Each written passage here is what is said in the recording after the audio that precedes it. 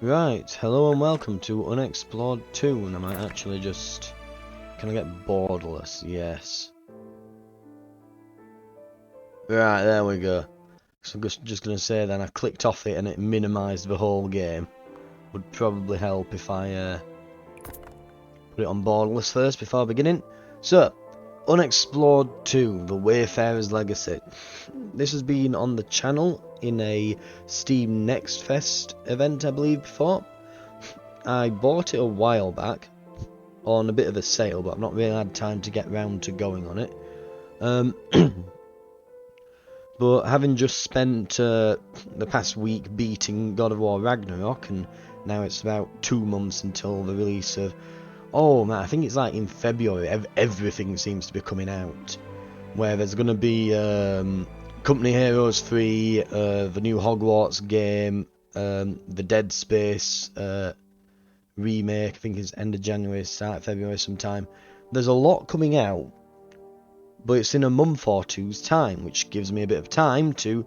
I'm going to be playing this, and you should also find on the channel I'm hoping to...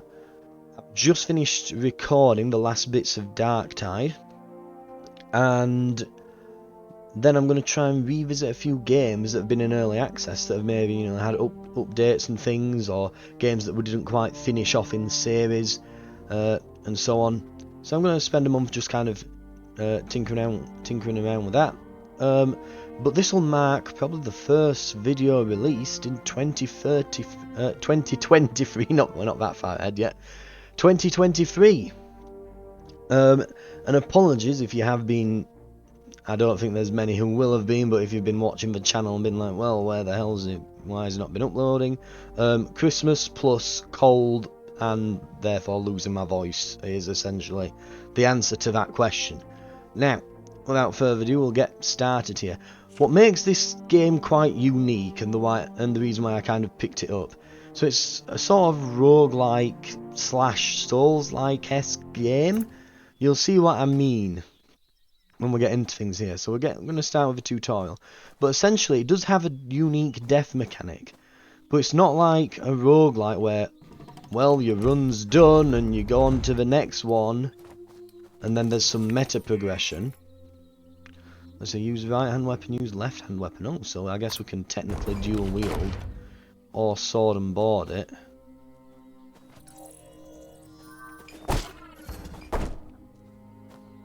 Seems simple enough.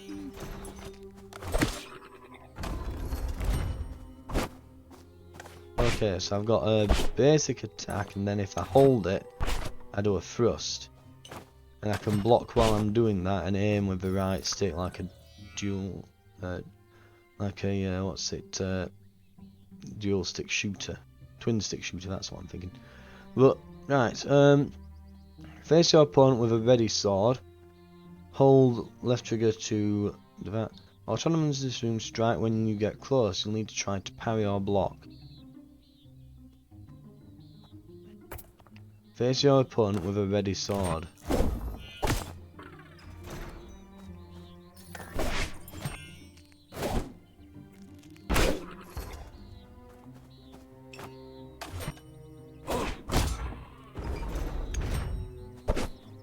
Okay, I parried none of that. I'm going to rely on blocking.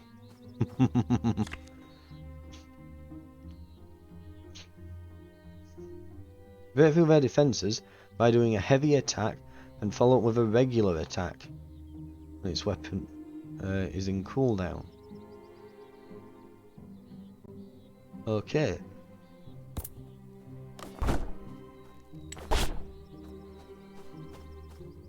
So, the unique death mechanic this has then.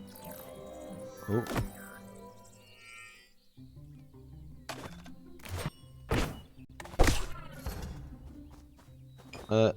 Basically, when you die, so it is like a roguelike in that if your character dies, you're dead. The game is over. You're done. That's it. Roguelike, end of a run. But the world, instead of it generating a new one, instead it ages the world up. So time passes. Dungeons might change slightly and things will respawn. Your dead corpse will probably go, you know, all skelly bobby, and you'll leave behind your gear. Is at least what it totes on Steam. We'll see how exactly things work, but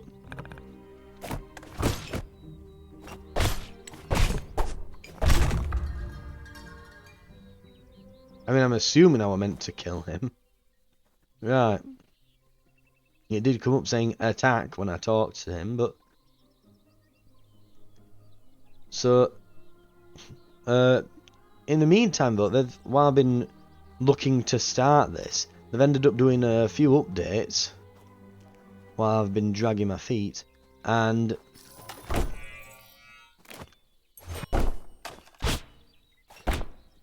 ooh.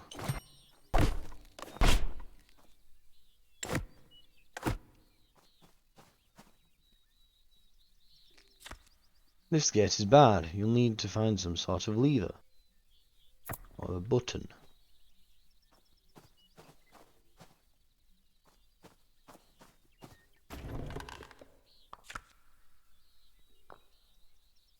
Okay. Power attack throw. Okay. Interesting.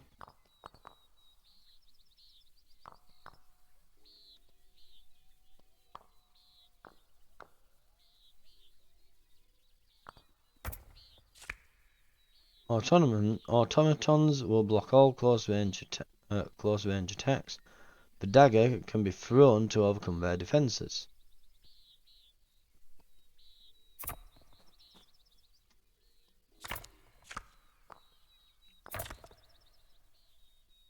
Why I couldn't do this on me.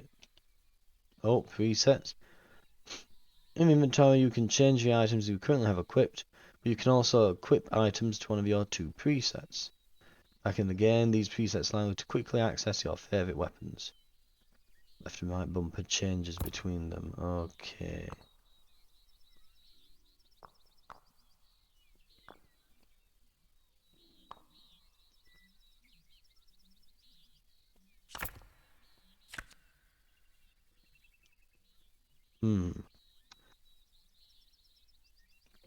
Right, so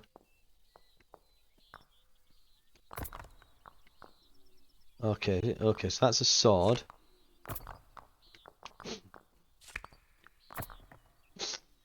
And they're daggers, right.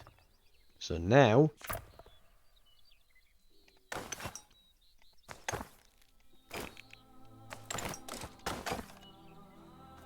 right.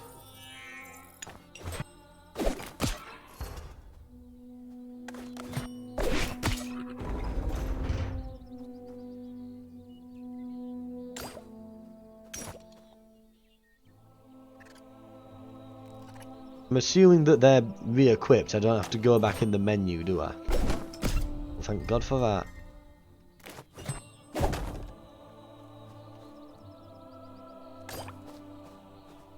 I mean, okay, so it has a weapon throwing system. I don't know how useful that will be, but hey, it's there.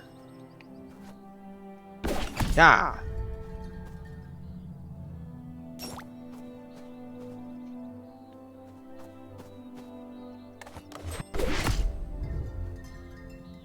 Yeah, I'm going to be interested to see what exactly happens with the game.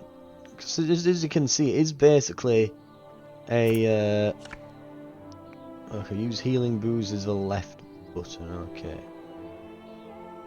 It automatically equips to the healing brew quick slot. You can choose to use this potion at any time. During this tutorial and on lower difficult settings, the game uses healing brews automatically when you die. Okay.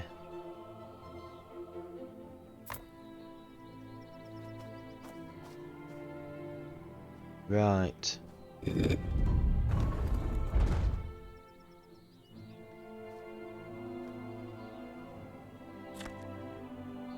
Challenges with uncertain outcomes, such as climbing or forcing open a stuck door, are resolved through fortune tests.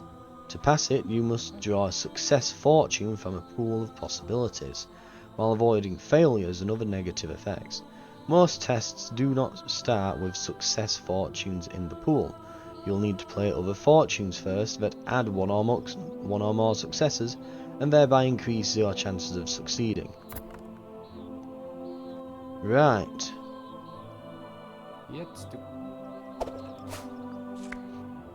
The fortune you drew is make an effort. It will improve your chances of passing the test. It adds 3 success fortunes to the pool, but also makes you fatigued. Selecting this fortune will apply these effects, and the test will progress to the next round. You can also choose to draw an extra fortune to increase your options. But this has a cost. You will lose 5 sparks, and the first extra draw of each round will also add a negative fortune to the pool.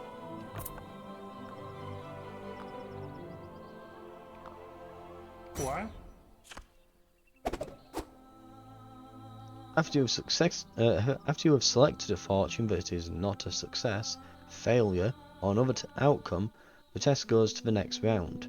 All unselected fortunes are returned to the pool, and depending on what you chose, a number of success fortunes have been added.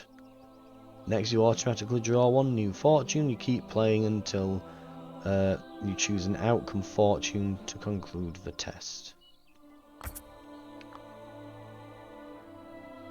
Trigger hazard will add a success to the pool. Draw an extra fortune.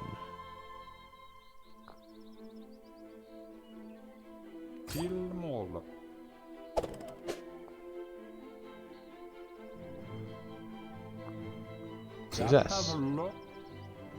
The gate bends to your will and yields. And that's the hazard. There are 2 pressure plates at the end of the hall. One is trapped, the other opens the door. Find out which, approach it in cautious mode, step right next to it and wait for a short while to search for traps. In other words, we're engaging stealth mode. Dun dun dun dun. Dun dun dun dun.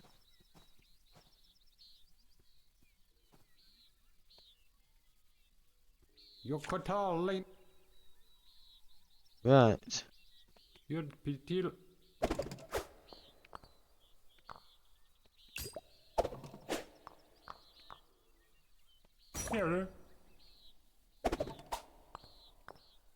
Yeah. Do we get XP or something for that? It's guarded by 2 sensors. If they detect you, they will close the door. You will need to use stealth to proceed. In cautious mode, you automatically hide when you are close to walls, cliffs, or bushes.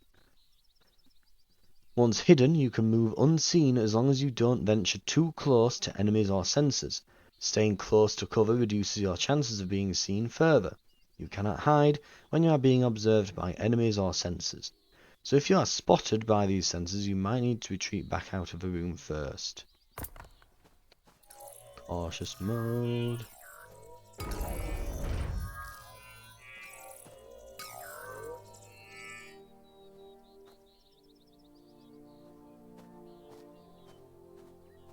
Did they detect me then?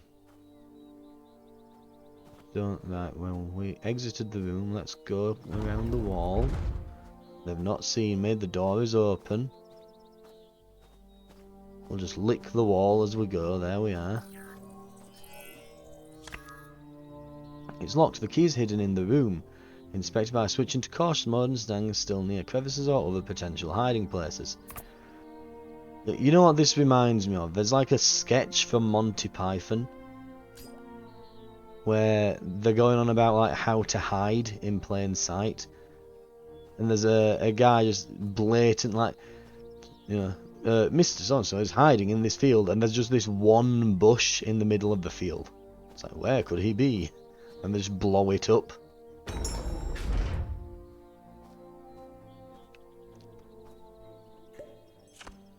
This room contains sparks. They're residual expressions of elemental magic that are left after the creation of an area. By absorbing them, the Wayfarer gains inspirational insights. In fortune tests, 5 sparks can be spent for an extra draw. It's very easy to collect them, and they will be useful later on, so be sure to catch them all.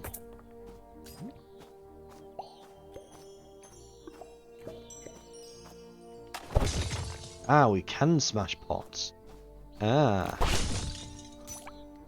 And get nuggets. Nice. Smash stuff, acquire nuggets. Lovely.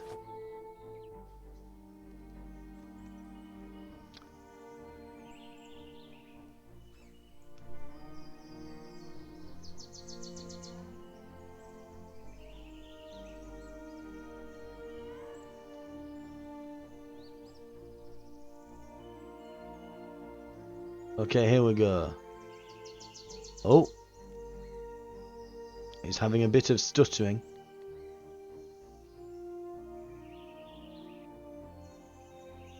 It's thinking about it. Hang on. Maybe if I pause it for a moment while it thinks about it. This room contains some sparks. No, that was the last room game.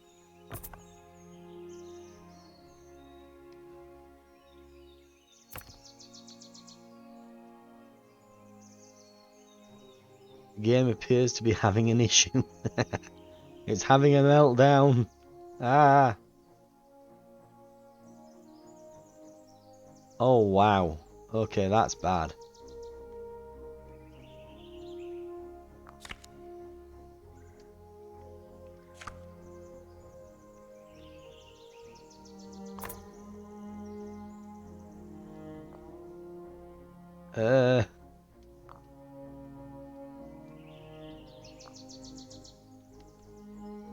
Let's just exit out and we'll reload that. Wow, that was yeah, it just came to a stop then basically. Okay. How far back are we? Right, I'm gonna pause here and I'll come back when we get back to where we were. Right, we're back. I have no idea what sorted it, but I just kind of got back here. It was still bad. I flicked between borderless mode, full screen mode, and back to borderless mode a bit, and it seems to be working for some reason. Not completely certain as to why, but oh well. As long as it's working now.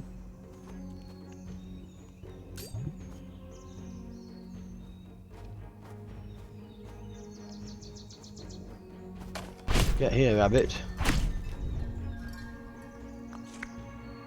Meat fresh. Fur.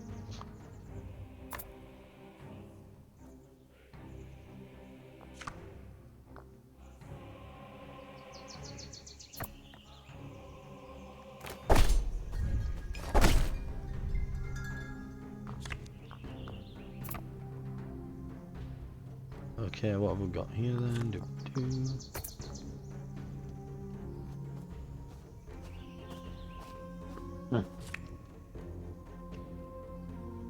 The gate here will not open until morning. Anyway, let's rest and recover a bit. Start camp.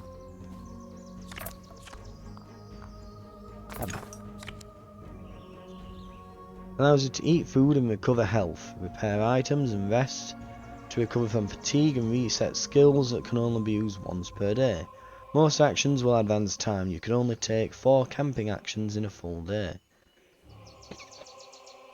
Making a fire will help recovering from conditions such as being cold or wet, and allows you to cook or preserve food you might have collected along the way. On the top right you can see the current camping conditions and the risk an encounter interrupts your camp. Stay in one place too long will increase the risk of being caught.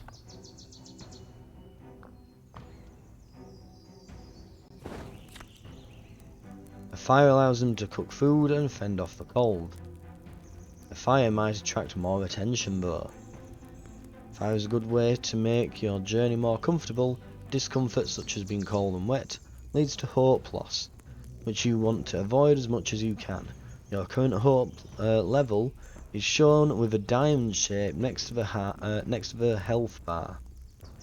When hope is depleted, one hope trait will be lost. Hope traits are picked during character creation and provide advantages. Once lost, they cannot be regained. You must not lose hope. Douse fire, wait until evening, rest until evening. Take time to prepare a meal and recover health. One raw meat keeps for 2 days. Roast to restore 12 HP. Turnips. One meal raw keeps 12 days. Eat to restore.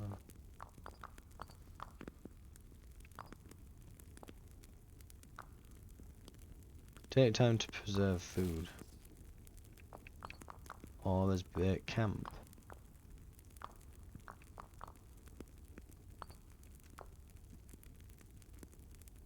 Keeps for days when preserved. So does this cook the food? Ah, roast and eat. Yeah, roast and eat. Eat to restore now.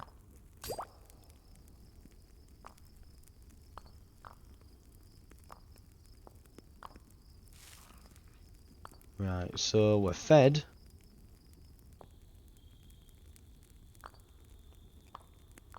Oh damn, this really... Time passes here, doesn't it?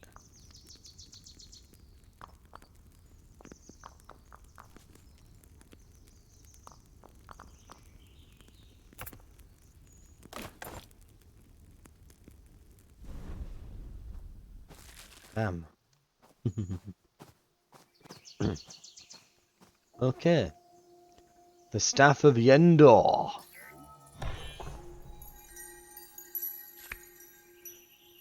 You've picked up the Staff of Yendor. It is the mission of the Wayfarer to see this staff destroyed. At the same time, it is also a powerful magical item that allows you to control magic sources. Equip it, step into the circle of the magic missile source in this room, and control its magic to defeat the automatons guarding the door. Even has its own designated button. Ooh.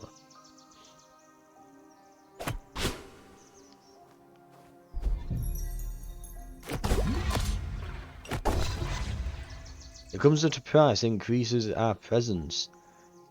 That affects how quickly the risk of an encounter rises while camping. In addition, those encounters are more likely to be Imperials hunting for you. The magic the Wayfarer just used doesn't pose too much risk. It is it's raised presence up to level 2. Using the same spell again will not increase presence any further, unless the Wayfarer uses that spell with abundance. In that case, presence might be pushed another level higher. The best way to reduce presence is to travel. When you arrive at your destination without gaining new presence, it is reduced by 2 instead. Aha! Translate.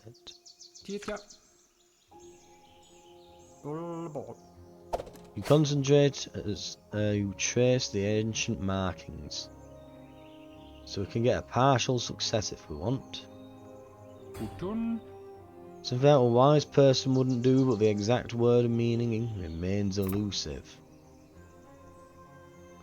Can I try again? Yeah. So you can't try again.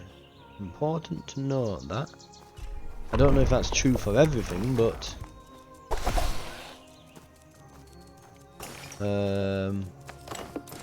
Sword and board, go. Also, I did figure out how to parry in the end.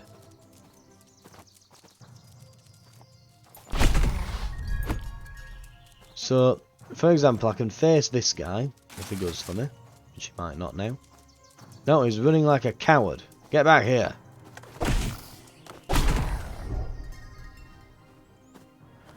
So, I've figured out how to parry when I redid the tutorial.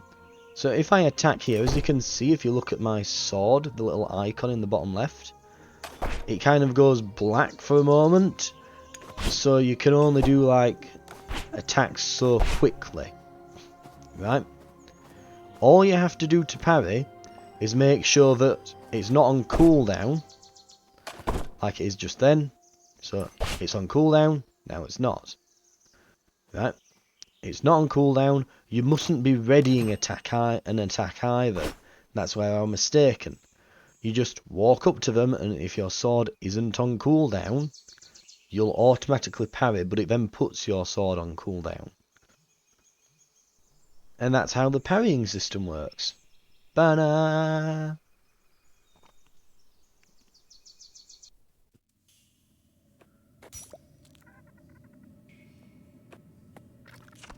Harvest food from the eggs in this area. Escaping. Sometimes you might find yourself lost, stuck, or outmatched. In that case, you always have the option to retreat. It will usually take you back to the current level's entrance. If you want to retreat, simply clear your hands and hold left trigger for a while. It might save your life.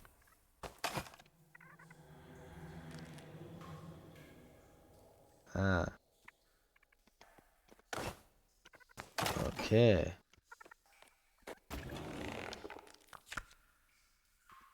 Quiver. Ooh. An eye in a moon symbol is stitched to the inner lining. Ooh. Healing brew. Lock picks. Set of curve-shaped tools held in sleeve decorated with floral patterns. And a torch. Right.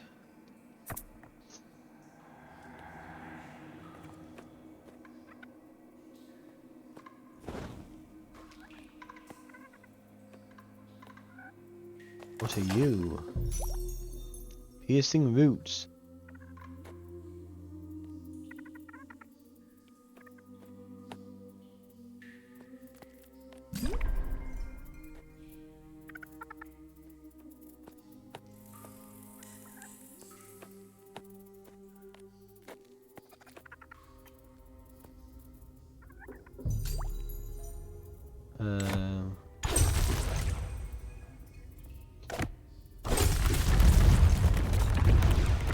As I suspected. There.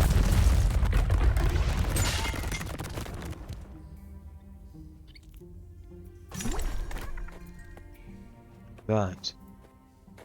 Harvest food from the eggs in this area. We'll just reach inside there and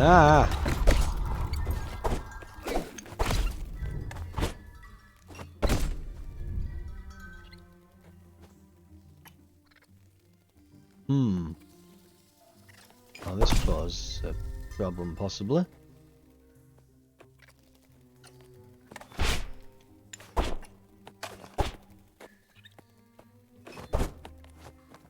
I might know why they gave us the arrows.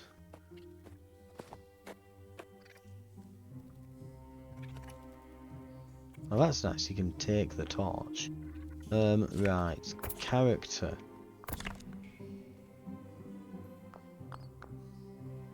Now, I have a quiver, but I don't have a bow, do I actually? Right. And there definitely wasn't one in here, was there? No.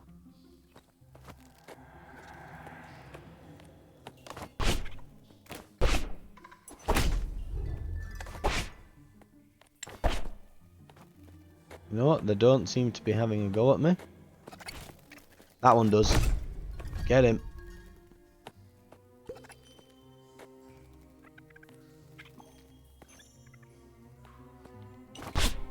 Get back, you.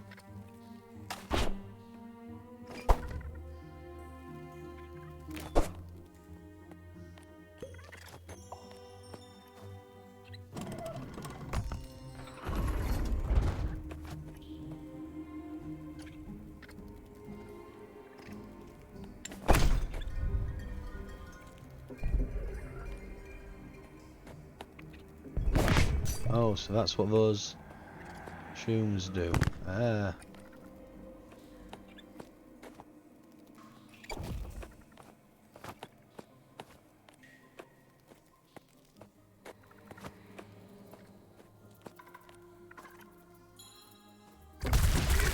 Oh. Oh, that's not good. Ah!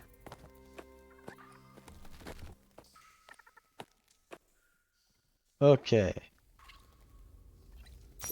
Let's take a potion.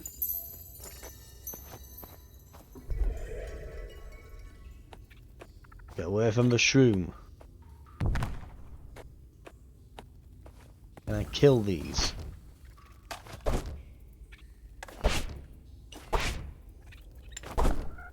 Not really, no. Inspirited thicket.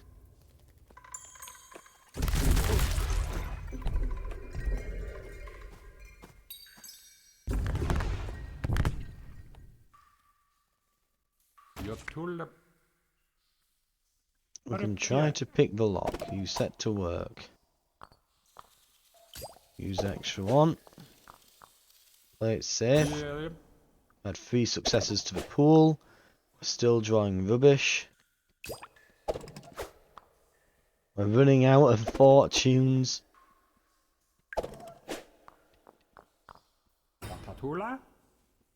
Done. There's our bow.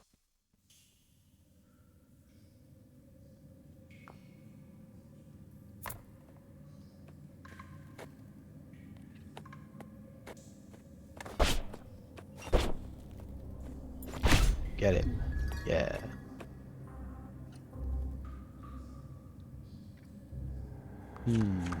Okay. Character. That's point fatigued. Increased weapon cooldowns, -1 damage, removed when resting. Ah. Long knotted branch makes the earth underneath stir. Root strike. Ah.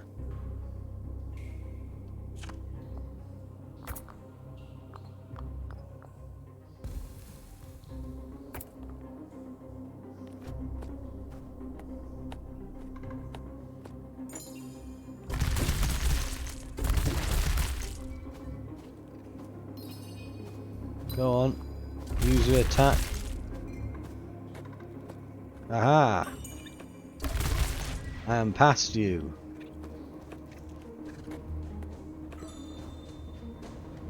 Investigate. Yeah, the leaves on the other side.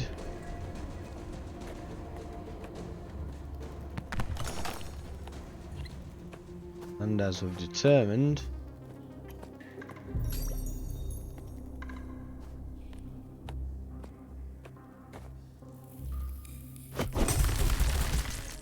right. So if I use this for this, if I use this here, oh, careful.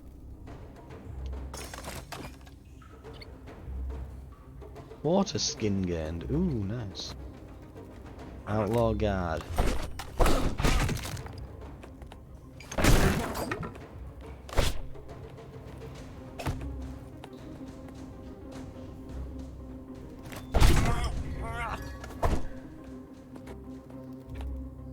Right.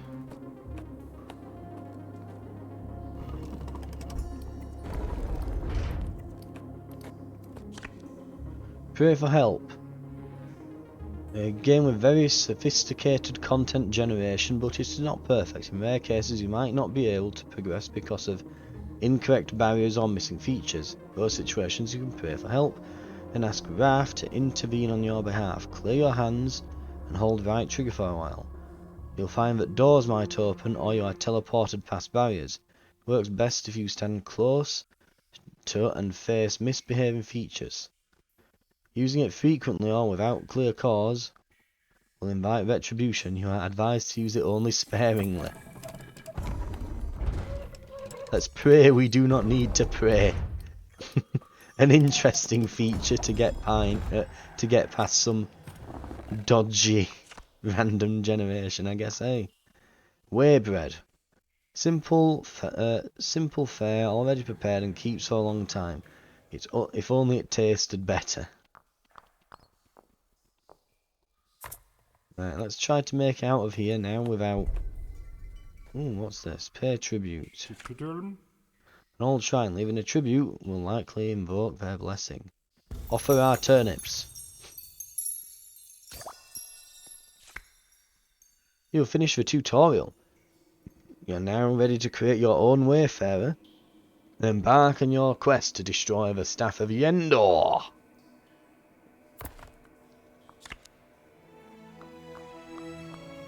Right. Combat is sparse and easier. Choose this if you're mostly interested in exploring. The game as it is intended to be played. The game as intended by the designers when they thought they were still making a roguelite action game, hard and somewhat unforgiving. For veterans and fans of difficult games, you can still make the game more difficult, but not by much. Reuse last difficulty settings.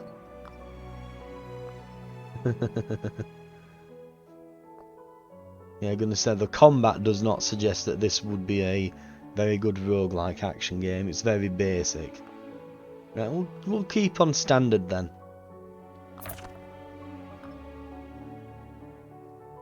Adjust your difficulties. Chosen options. When you would die from damage, you automatically use a healing item instead, but only if you have one equipped. Auto heal, that sounds just nice. That's just convenient. No, it's not so much an easier difficulty, it just automates part of the process for me. Encounter easier enemies. World events happen less frequently. Reduce the chance you will get encounters when travelling. Healing brews are more common. Start with some extra health. Hazards don't kill. So hazards can take you down to 1 but not kill. Okay. Reduce the chance you get hardships while travelling. Encounters while travelling. Every character starts with a stasis spirit that allows you to stun and immobilize. You know what, let's go back. What does Elder do then? Hard travelling. Encounter harder enemies. High risk travel. Random difficulty. The game adds 2 random options that will make the game harder. Alright. This is an interesting system. Wayfarer does nothing.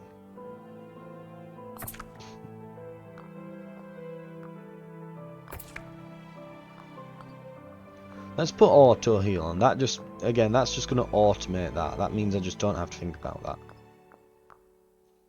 So I can think of, instead of potions being things I must use, I can just think of them as being extra lives. Right. Stasis Spirit's protection. Every character starts with a stasis spirit that allows you to stun and immobilize all nearby enemies once per level. Enemy groups are reduced in numbers so you're not easily get swarmed. Losing a hope trait does not reduce your maximum health. Start with most potion recipes known. Reduce the chance to get hardships, okay. The vault contains 1 sigil, the vault contains 1 legacy. Start each run with 25 sparks. Extensive library, Rafi start with 25 knowledge points. Start each run with only 5 sparks. Increase hardships. Sparks are rarer, increase the chance you get encounters while travelling and camping.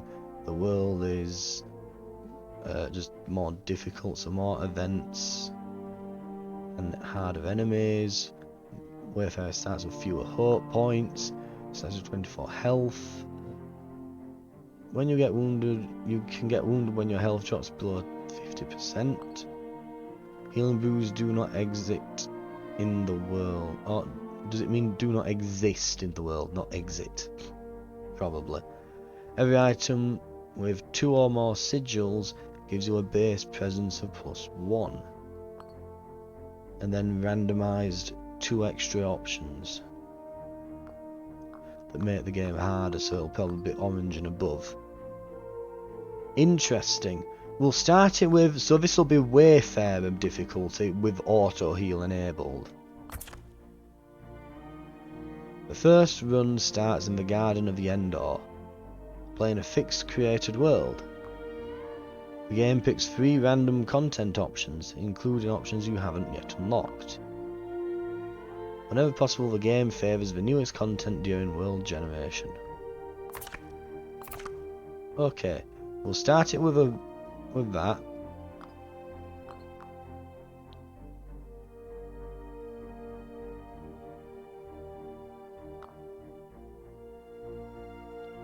And there'll be 3 random things that we don't know. So, don't know. There'll be 3 random things in there to mix it up. There we go then. So we've got the basic options enabled with 3 randomized extra bits. Right. And then we've got to choose a clan. So, Owl's Midder. Not much is known about the followers of the eclipse.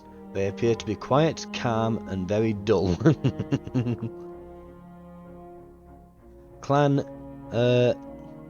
Sandridas follows the teachings of mercy and is well disciplined and militaristic in its fight against the Empire.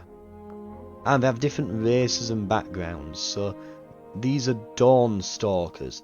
They're Antaloof and Tlingerclong.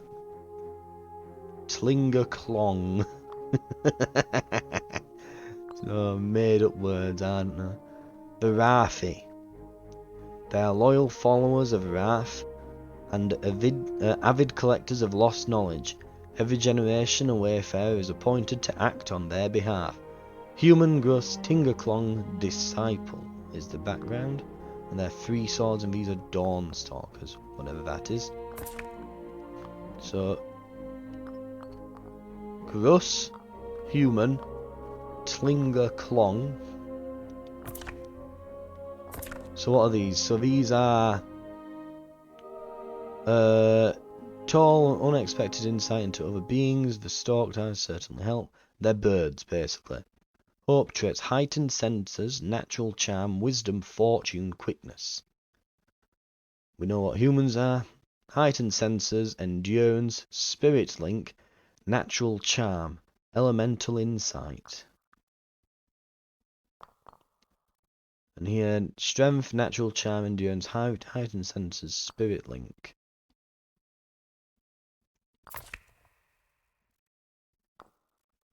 Or we can...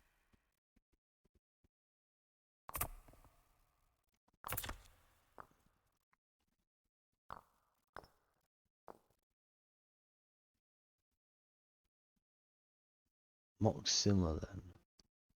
Well, Moil Oixa. Are they just masks, or do they have like weird horns and stuff? Dunno.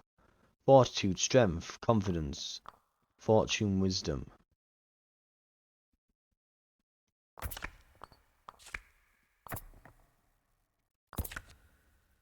Antaloof, Tlingerclong.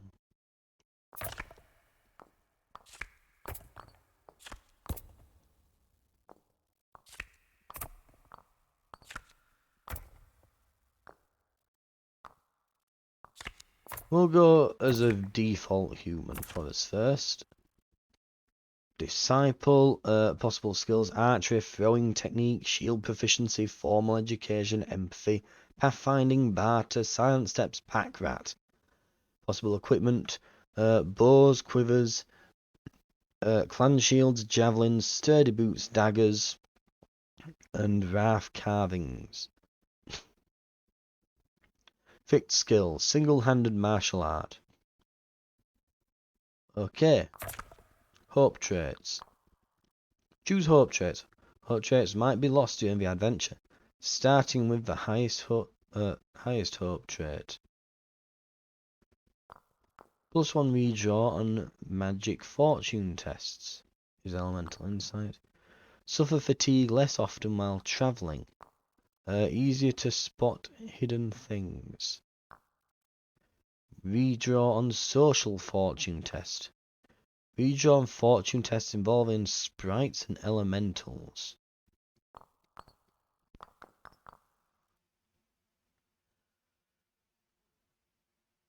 Hmm.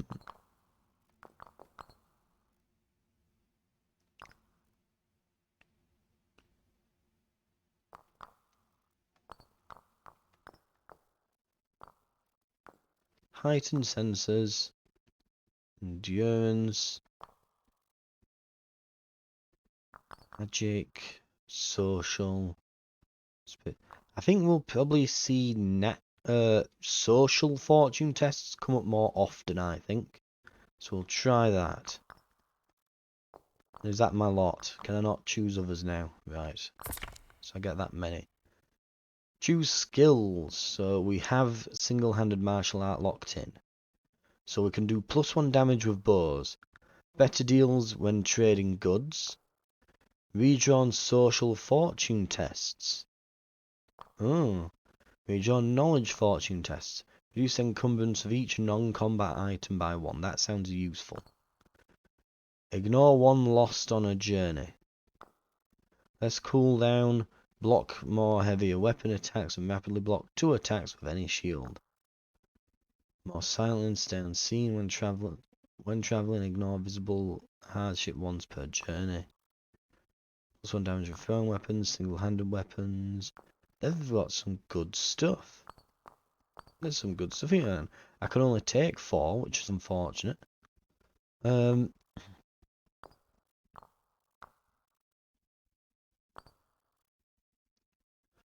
gonna go with shield proficiency.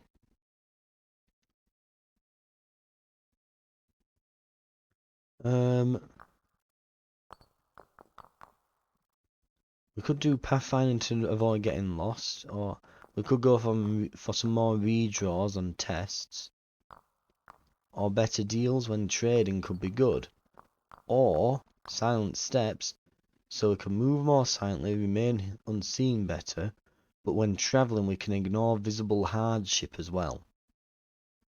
So it's almost like pathfinding, you know, where you can ignore a penalty, but you also get the added bonus of being a bit you can be invisible a bit. Or I could just go for cheaper goods. That's always just a bonus. Just, hey, stuff doesn't cost as much. That's useful. So I'm a bit torn between the two. I could just not take shield proficiency. But being able to block heavier attacks and things, that sounds like it could save me a lot of health in the long run.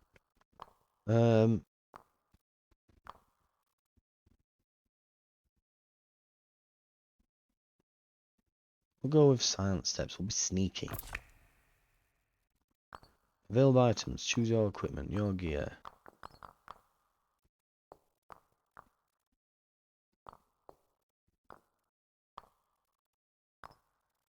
Sword well made or... so basically, do I want a sword, an axe, or a mace? Is what it's asking here, isn't it? I think.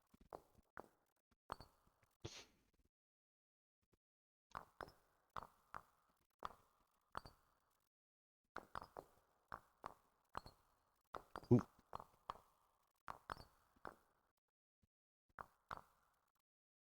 I think I'm fine with that. So we've got some repair kits. We've got a dagger, a shield, a travel cloak, threadbare travel cloak.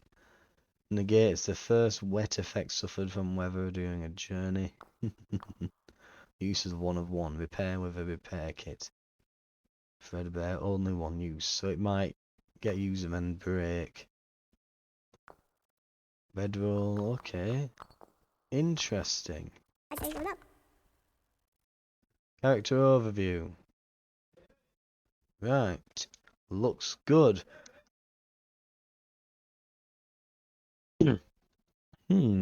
Right. Manubat. Button. Nja. Porty. Charlie. Bala. Jag ska döda. Orbit. That sounds like the Jätteportet. name suits. Right. Hang on. Ah. And What? that voice, yep. Ta på det. Very deep voice. Luger. Luger will be our first character. We'll make a start, and I'm probably going to cut it here.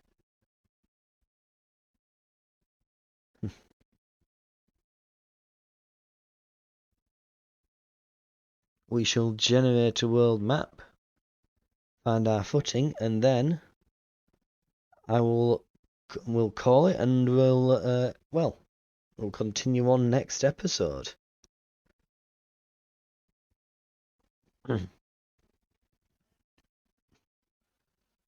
Right.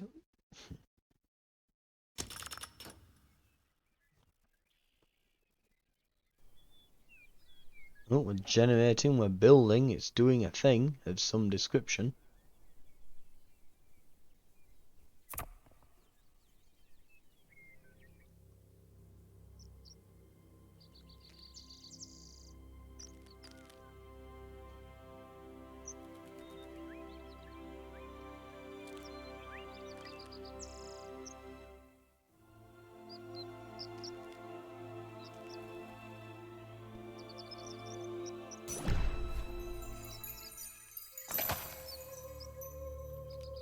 We've acquired the Staff of Yendor. Fint. Vad rätt jag. A robed figure wearing a dusty, ancient-looking wrath mask quickly approaches you with open arms. Inte 12. Finally, you are here. It is so fortunate that you have heeded the call of the staff. They say they firmly hug you. Welcome to the Garden of Yendor, or at least what's left of it. Yep. For a moment their eyes glaze over as their thoughts take them somewhere else. I remember that this was a well-known place for the initiates. They were so young and bright, willing to do great work regardless of the cost. They had to abandon it. Send it off, far away, they say softly, gesturing towards the horizon, for their own safety. Took quite some time to bring this all back, but a miraculous thing as this won't let it be lost for long. They look proudly at you. And you found it, how wonderful. There's still hope yet. They tilt their head as if they hear something, but the garden still sounds the same. We are not alone anymore, Imperials have found this place too.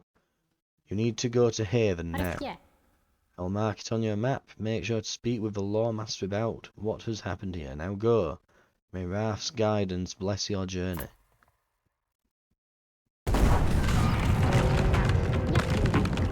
Run! Get to Haven while you can.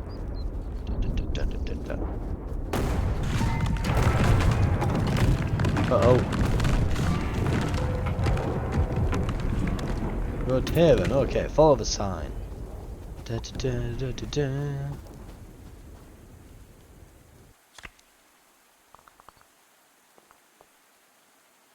Haven. A great tree or a pond. This has a social thing along the way from the looks of it, and this has a combat thing. Well, we'll be looking next time at this. For now, we are, let's see, Azure Moon 39 in flower season. And we are beginning our journey. Thank you very much for watching. And I'll see you next time on Unexplored 2. I'll see you then.